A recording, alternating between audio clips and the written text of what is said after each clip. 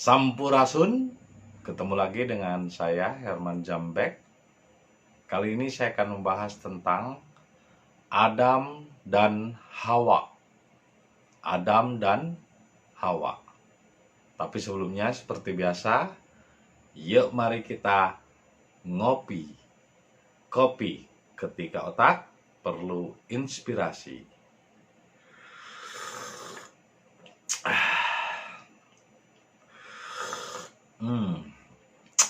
Rasanya luar biasa. Bagi Anda yang belum nyampe perilaku dan perbuatannya kepada sikap-sikap yang sabar, tawakal, ikhlas, lebih baik nggak usah nonton video ini, karena ini video bagi mereka yang berproses menuju tingkatan hakikat dan makrifat. Jadi ini bukan video syariat. Jadi apa yang akan Anda bayangkan nanti jauh ekspektasinya daripada apa yang sudah Anda pahami. Ini cukup pedih, karena hakikat itu bukan suatu kesenangan, tapi suatu hal yang nyata, bukan hayalan. Jadi bagi mereka yang suka dengan hayalan surga, lebih baik tidak usah nonton video ini, daripada Anda jadi emosi ya. Kita happy saja di video ini, rasakan dengan tenang, relax ya.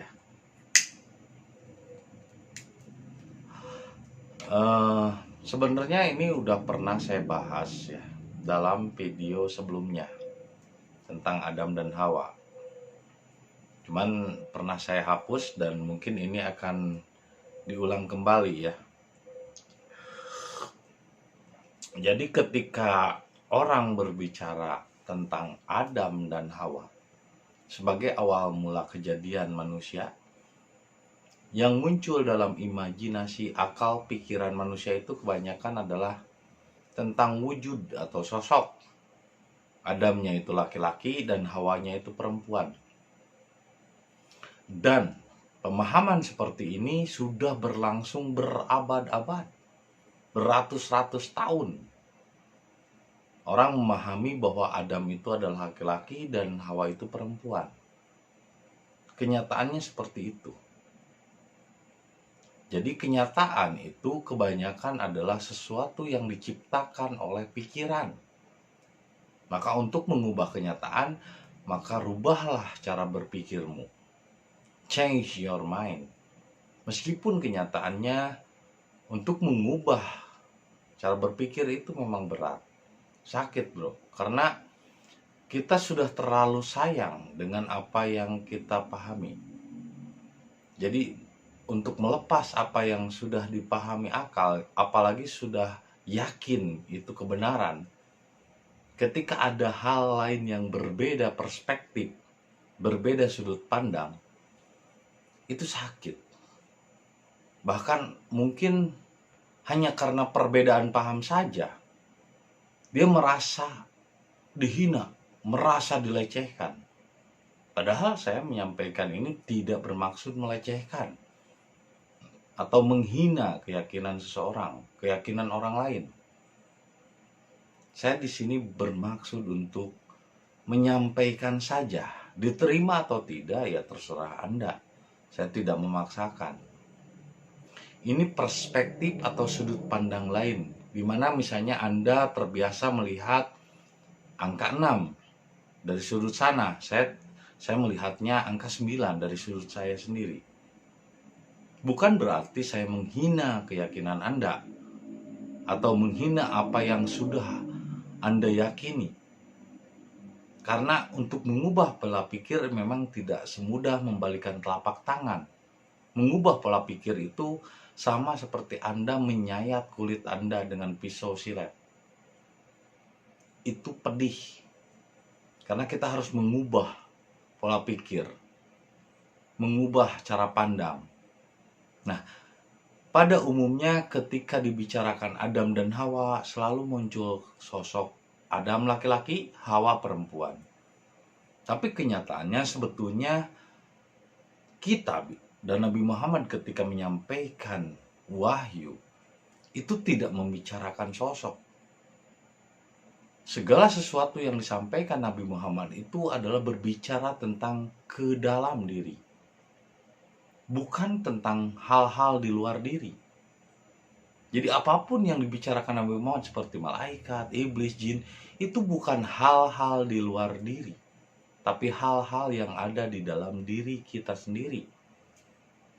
Nah, ini sama seperti cerita seorang kakek yang keliling-keliling di luar rumahnya, di luar gubuknya. Ketika ditanya, lagi apa kek? Kata kakek tersebut, saya udah berpuluh-puluh tahun mencari kunci kebahagiaan. Memangnya kuncinya hilangnya di mana? Di dalam rumah. Tapi kenapa kakek mencarinya keluar rumah?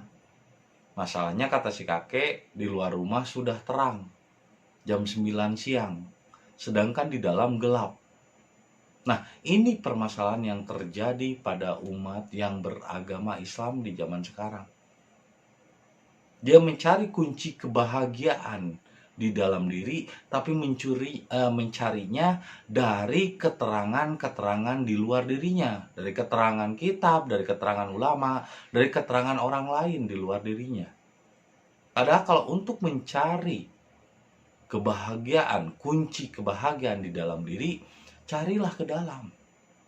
Kalau untuk mencari tahu tentang bagaimana ketuhanan, cari ke dalam, jangan keluar. Karena Allah lebih dekat dari urat lehermu. Jadi jangan mencari keluar. Kalau mencari Tuhan, keluar dari referensi buku, dari katanya, dari ini, itu, dari mendengar, dari melihat.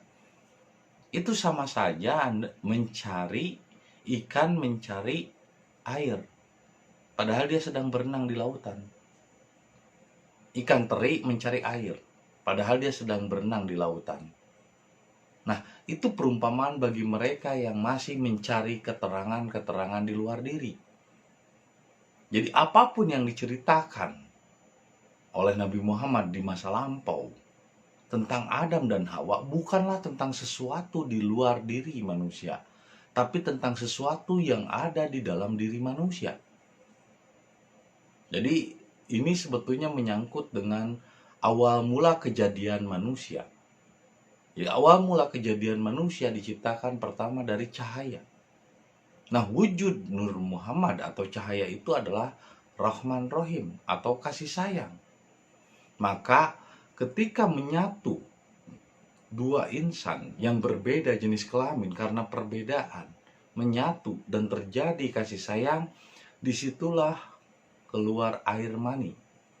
Nah, itu perumpamaan daripada malaikat kasih sayang. Muncullah air. Air itu adalah unsur utama molekul yang terciptanya alam semesta ini. Pertama, cahaya dan air. Bahkan air pun tercipta dari Nur Muhammad, dari cahaya. Malaikat tercipta dari cahaya. Tapi bukan cahaya, dari cahaya. Min nur. Dari cahaya dengan cahaya beda ya. Malaikat tercipta dari cahaya sebagai unsur air. Karena air tunduk kepada bentuk apapun ia ditempatkan. Misalnya air ditempatkan ke dalam wadah ini, maka dia akan bentuknya akan seperti ini. Ditempatkan ke dalam wadah yang cekung, maka wadahnya akan cekung. Dia mengikuti wadahnya. Jadi itu sifat malaikat. Tunduk ditempatkan kepada bentuk apapun. Disuruh sujud ya sujud, disuruh berdiri ya berdiri. Karena itu hakikatnya air. Air itu tunduk disuruh apapun. Dan air itu turun ke bawah, tidak pernah naik ke atas. Jadi air itu taat, dan ketika air ditempatkan dalam kolam atau dalam bentuk apapun, permukaannya selalu lurus. Nggak ada bengkok, nggak ada air bengkok, kecuali airnya beriak atau pakai ombak berangin. Kalau air di tengah dataran laut atau di dataran yang bagaimanapun bentuknya, permukaannya selalu lurus. Itu tandanya malaikat. Jadi malaikat itu bukan apa yang kita bayangkan bersayap dan lain sebagainya, bukan. Unsur air. Ya, bahkan awal mula kita diciptakan itu awalnya dari Nur Muhammad, lalu nutfah air malaikat, lalu jin, ada desakan, nafsu, emosi. Karena tanpa nafsu, tanpa desakan, tanpa dorongan, tanpa api, tidak akan ada semangat bercinta dan lain sebagainya. Nah, terciptalah jin. Jadi awalnya dari kasih sayang, air mani, nutfah, mudgoh, alaqoh, lahman. Jadi dari air mani, dari segumpal darah, dan akhirnya terus mensol-solin jadi sel-sel, sampai akhirnya terbentuklah bentuk tubuh manusia. Dan tergumpallah aliran darah atau air di dalam tubuh yang disebut dengan terminalnya hati. Disitulah malaikat, di dalam hati nurani. Makanya ada istilah Tuhan, tuntunan hati nurani. Jadi kalau Anda bertanya malaikat, jangan ngayalin malaikat itu perempuan, laki-laki, bersayap dan lain sebagainya. Malaikat itu adalah hati nuranimu. Jadi obrolan Nabi Muhammad dengan malaikat ketika Nabi Muhammad mendapatkan wahyu untuk membaca, itu adalah hati nuranimu.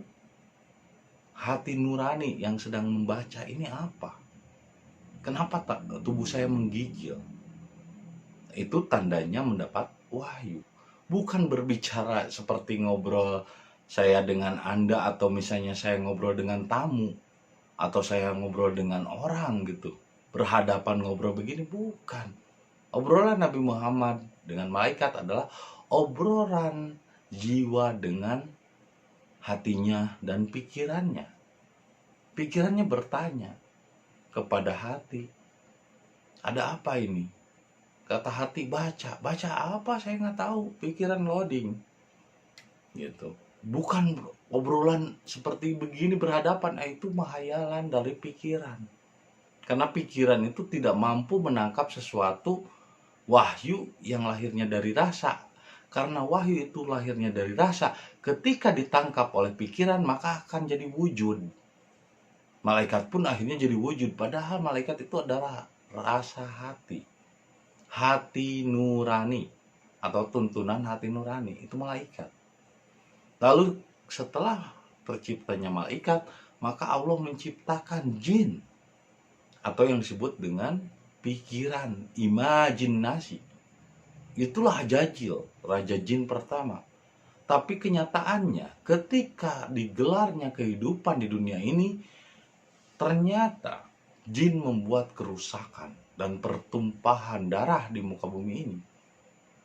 Sehingga dikatakan perang Banul Jan, anak cucu jin. Jadi ketika orang masih membaca ayat-ayat, jin juga bisa dengerin ayat. Karena jin itu pikiran, jin juga taat kepada Tuhan, jin juga beribadah kepada Allah. Apalagi malaikat, hati beribadah kepada Allah.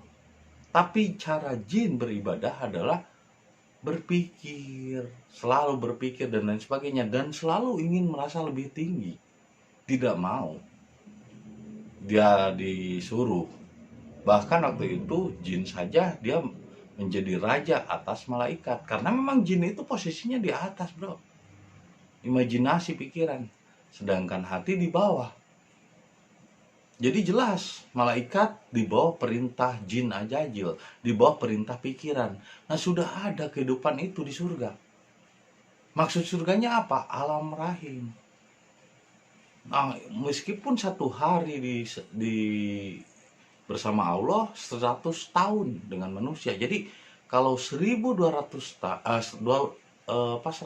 hari berarti dikali saja 100. Berarti sekitar 1200 hari masa bagi manusia di surga.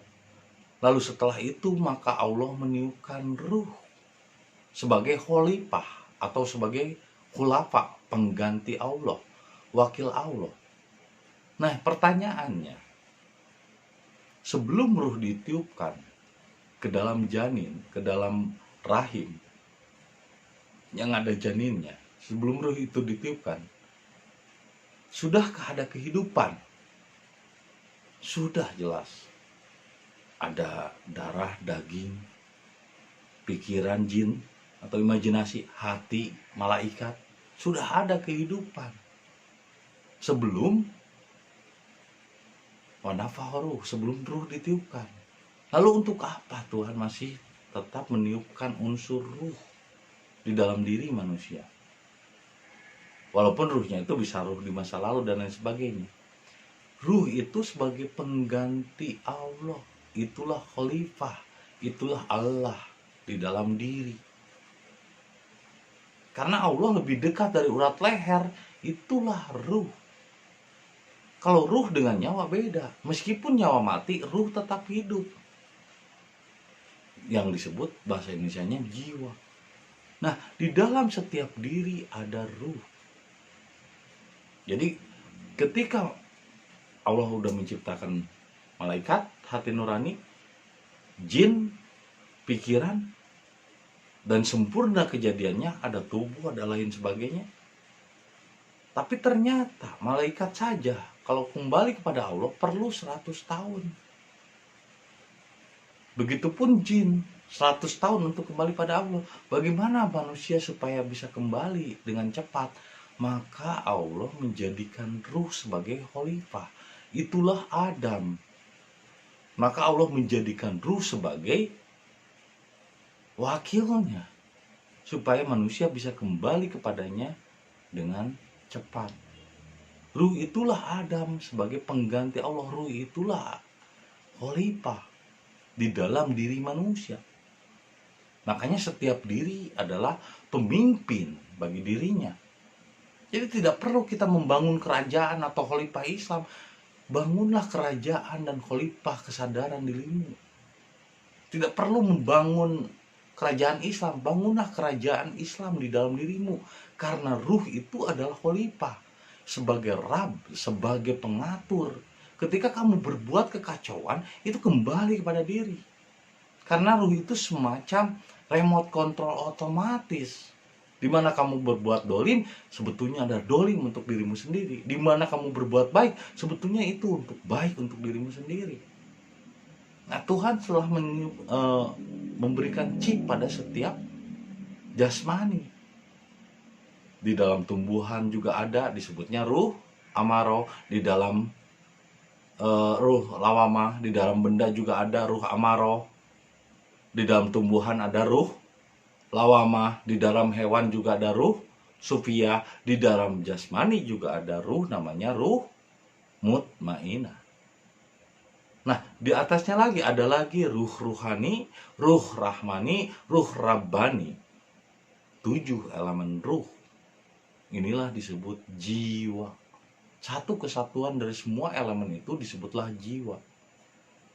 Nah, lalu ruh itu berjanji kepada Allah bahwa aku akan setia dan taat dan akan beribadah kepadamu.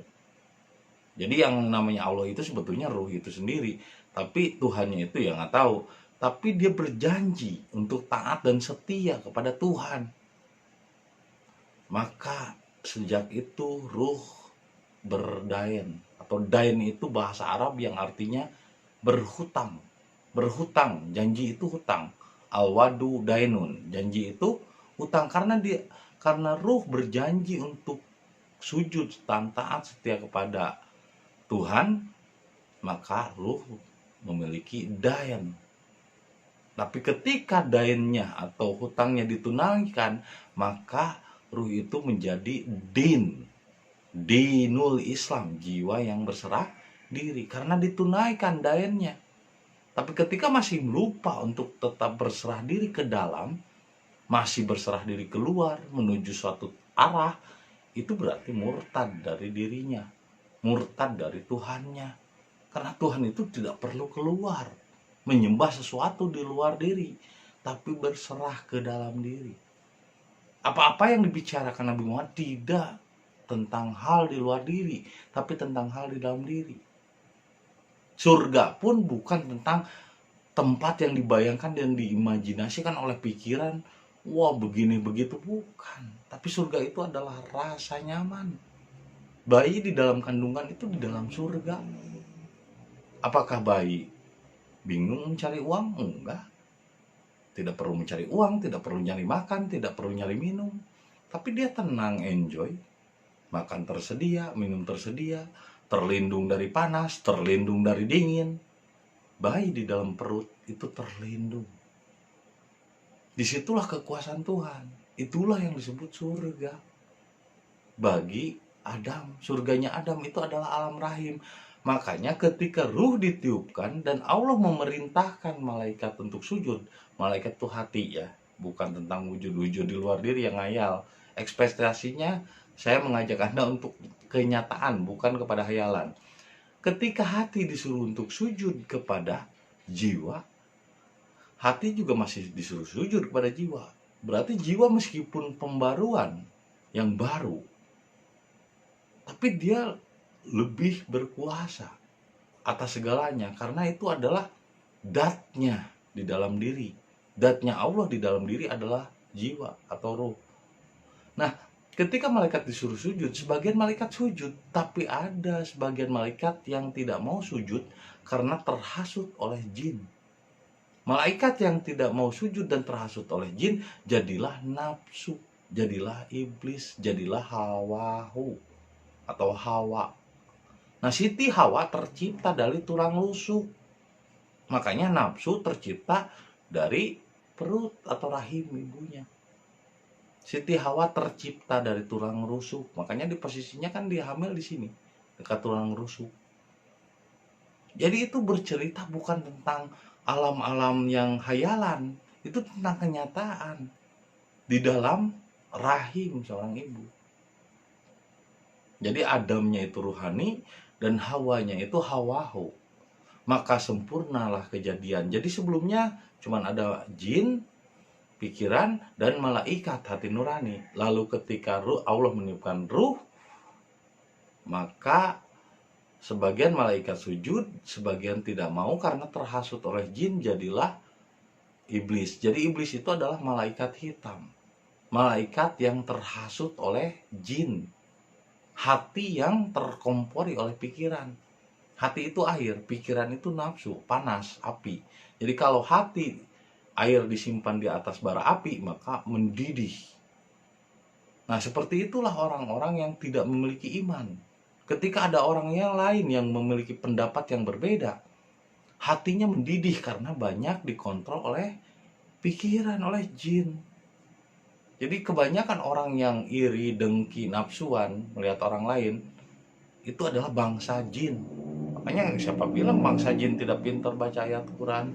Pintar bro. Bangsa jin itu para penghafal kitab. Nah, tapi mereka belum jadi manusia.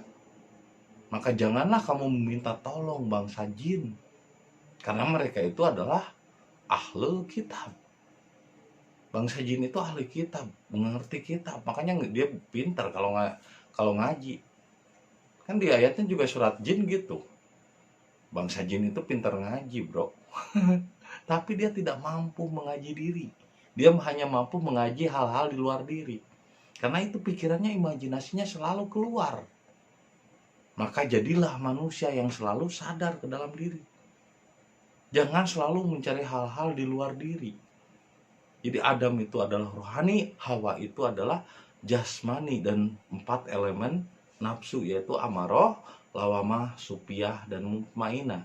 Hawa amarah, hawa benda, hawa lawamah, hawa tumbuhan, hawa supiyah, hawa hewani, hawa mutmainah, hawa jasmani. Jadi ada 4 hawa. Makanya istri itu 4, yaitu 4 nafsu di dalam diri kita, benda, tumbuhan, hewan, dan jasmani. Makanya laki-laki yang sempurna, Adam, itu harus mengendalikan 4 istri hawahu. Adamnya adalah rohani, hawahunya adalah nafsu-nafsu. Jadi ada 4 nafsu di dalam tubuh kita. Karena memang harus sempurnanya manusia, istilahnya Adam itu harus memiliki 4 hawahu. 4 istri. Nah, ketika lahir ke dunia, Adam dan Hawa ini tidak saling mengenal. Adam kemana, Hawa kemana. Istilahnya nafsunya kemana, jiwanya kemana. Bahkan mungkin ketika pikirannya mulai berkuasa, hawahu atau nafsu pikiran, nafsu hati, nafsunya, nafsu apa aja, benda, tumbuhan, dan hewan lebih berkuasa mengontrol Adam, mengontrol jiwa. Akhirnya Adam dan Hawa terpisah. Akhirnya Adam dan Hawa lahir ke dunia dalam keadaan telanjang. Karena semua bayi lahir dalam keadaan telanjang. Ya kan, semua bayi lahir dalam keadaan telanjang. Saya juga lahir dalam keadaan telanjang, nggak langsung pakai baju. Terus terpisah kesadarannya. Ya kan, apalagi setelah pikirannya lebih berdominan, lebih berkuasa. Nafsunya lebih dominan. Akhirnya Adamnya di bawah kekuasaan jin, di bawah kekuasaan pikiran, tidak sadar diri. Meskipun hafalan kitabnya cerdas, meskipun ibadahnya rajin, jin ini, tapi dia selalu menggoda. Selalu pikirannya itu merasa dirinya paling hebat, tidak sadar diri. Makanya jangan merasa pintar, tapi pintarlah dalam merasa. Nah, akhirnya terpisah Adam dan Hawa. Meskipun masih dalam satu raga, tapi kan orang banyak yang Allahu Akbar, jinnya kemana, nasnya kemana, pikirannya kemana, rasanya kemana. Minal jinnati wan nas itu harus sinkron ibadah itu. Antara pikiran dengan rasa itu harus seimbang. Antara jin dengan nas itu harus seimbang. Jin itu pikiran, nas itu rasa. Nah, ini jadi nggak seimbang antara Adam dan Hawa. Adamnya di mana, Hawanya di mana. Nggak connect. Makanya konslet. Nggak connect. Terpisah. Dan ketika lahir dalam keadaan telanjang, tepat lahirnya di bawah telapak kaki ibu. Kan kalau bayi lahir misalnya ibunya ngangkang melahirkan, itu lahir itu tepat kepala kita itu di bawah kaki ibu. Makanya surga di bawah telapak kaki ibu. Jadi di dalam rahim, bro, surga itu. Bukan tentang alam-alam di luar itu. Kenikmatan rasa, bukan tempat. Nah, terus terpisah. Lalu ketika Adam dan Hawa mulai kembali sadar diri dan mengenal diri, maka mereka kembali dipertemukan di padang Arafah. Man arafah nafsahu faqad arafa robbahu. Barang siapa yang mengenali dirinya, maka dia akan mengenali siapa Tuhannya. Jadi padang Arafah yang dimaksud adalah padang pengenalan diri. Man arafa nafsahu faqad arafa robbahu. Padang pengenalan rasa diri. Maka ketika manusia sadar diri, maka kembalilah Adam dan Hawa disatukan dan sinkron. Akhirnya Adam atau jiwanya yang di atas, Aladin, dan jin jadi pembantunya. Nah, sekarang itu kebanyakan orang itu jin di atas, nafsu di atas, jin pikiran juga di atas, nafsunya di atas, semuanya dikendalikan oleh nafsu pikiran, oleh jin. Sementara Adamnya, kesadaran dirinya atau nasnya, manusianya malah di bawah. Nah, ketika sadar manusia, Adamnya di atas, rasa dirinya di atas, nasnya di atas, jinnya cuma jadi bawahan. Pikiran itu cuma jadi bawahan. Jadi bukan salah, pikiran itu bagaikan dua mata pedang.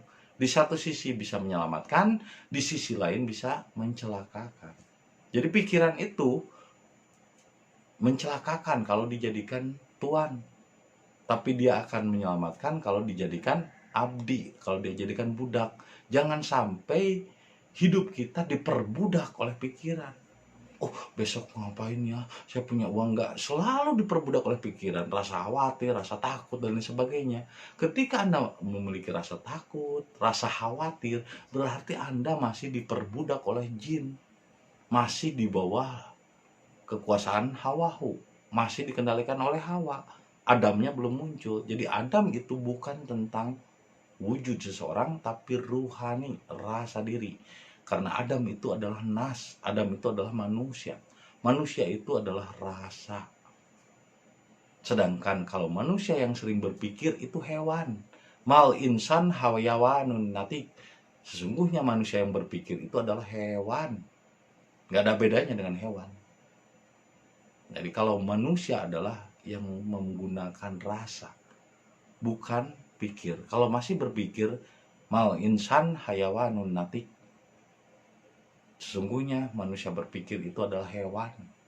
Tapi kalau kita menggunakan rasa, itulah manusia.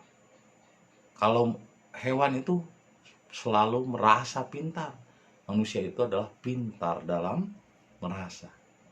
Ya, semoga kita kembali bisa membangkitkan Adam yang sedang tertidur di dalam diri kita. Dan setiap manusia adalah anak cucu Adam, karena setiap manusia melalui proses yang sama. Prosesnya semua manusia begitu. Jadi Adam itu bukan manusia pertama, tapi proses pertamanya manusia.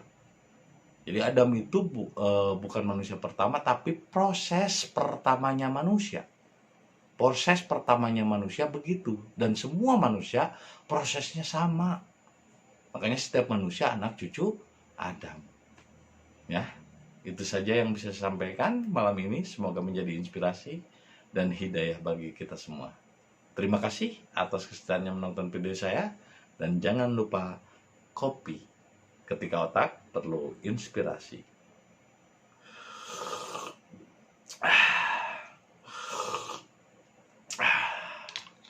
Sampai jumpa lagi. Sampurasun.